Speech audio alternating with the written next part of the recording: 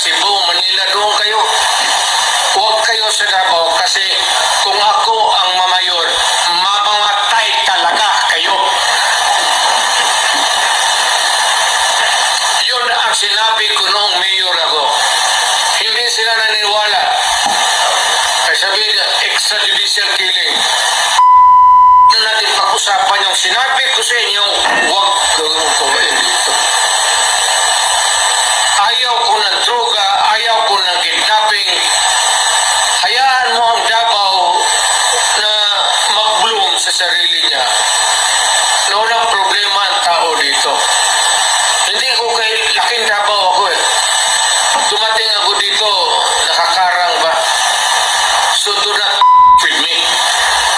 This is my city and I want it a peaceful city. At hindi naman ako nakikialam sa tao dito. I just want a peaceful city. Kaya kung mamayor ako, umalis na kayo kagad. Kasi pag inabutan ko kayo, patayan talaga tayo. Pati yung human rights, sabihin ko na ngayon. Ngayon dapat yung human rights, i-contact Manila yung kung sino itong mga ulol na to. Kasi mamamatay talaga yan. Ayaw ko masira ang mga anak natin. Ayaw ko masira yung syudad ko. Ayaw ko ng droga. Punta ka dito, magnegosyo ka. Kung wala, maghanap tayo.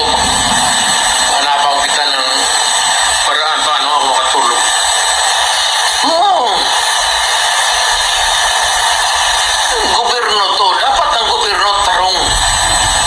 Kung pasok ka dito, mag-hold up ka, magpabili ka ng droga, naghanap ka ng kamatayan eh.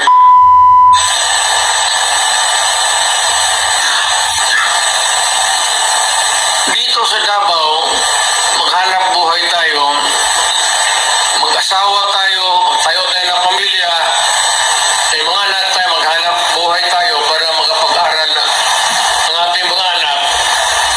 Hindi ho, pag natanda na tayo, mamatay tayo, yung second generation ng Davaoenyo ang mag-take over. Kung hayaan ko ang Davao na puro lang ho, ang mag-take over sa that will never happen. Nakikinig yung human rights, makinig kayong mabuti.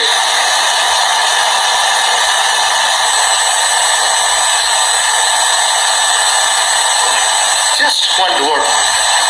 Do not get here. Basta ako mayor, hindi naman ako istrikto. Nakakamali lang tayo, tsakit natin. Wala eh. Huwag yung mag-droga, mag-hold up ka, mag-guild up ka. Do not expect na pag mag-encuentro tayo, bubuhayin kita. Nag-warning ako din.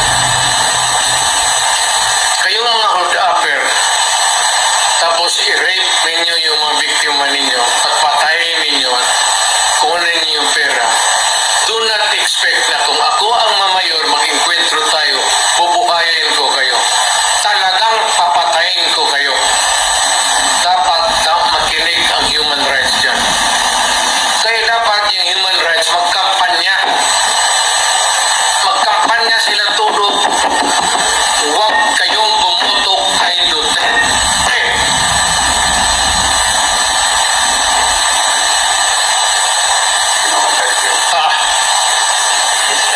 Ay, paglalagyan. Ingat ka, Romeo. So, Mayor, how do you rate your success na Wala ako. I cannot. It's for history to judge me. I will not. Hindi ako magsabi na nawala yung droga sa panahon. I cannot pass judgment upon myself. Basta itong Davao will remain peaceful. Davao will remain ideal for our children to grow. Kasi pag wala na tayo, gusto ko ang Davao, ang papalit sa atin, yung matinino na tao. Ayaw ko yung durugista konsehal maging mayor. Masisira ang bayan ko. Kaya ngayon pa lang